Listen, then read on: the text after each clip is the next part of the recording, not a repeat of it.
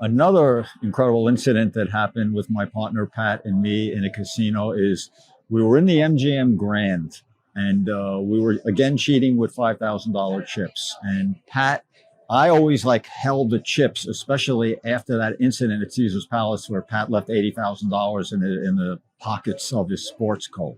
But anyway, so every time we go into a casino, it was him and I would have the chips and I would give it to him when he was doing the cheating. So we go to the MGM and I give him three $5,000 chips. Okay, now he was using one $5,000 chip to pass post it, which means to bet it late on a winning bet. And the other two $5,000 chips were backup chips to give him credibility as a $5,000 player, right?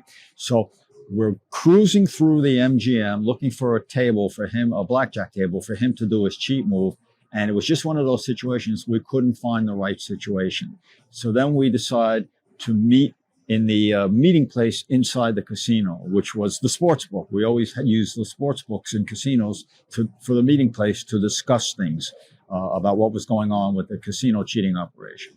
So we get to the sports book and I say to him, yeah, okay.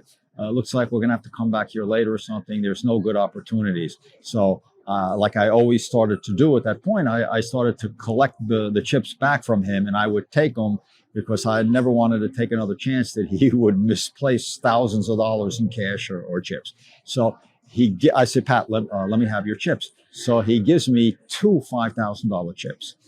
So I said, Pat, where's the other one? He said, what other one? I said, I gave you three. He said, no, you didn't. You gave me two. I said, I gave you three. And he said, no, you gave me two. Now I know I gave him three. And also there was no mistrust or anything. Like it wasn't like he was going south with a $5,000 chip.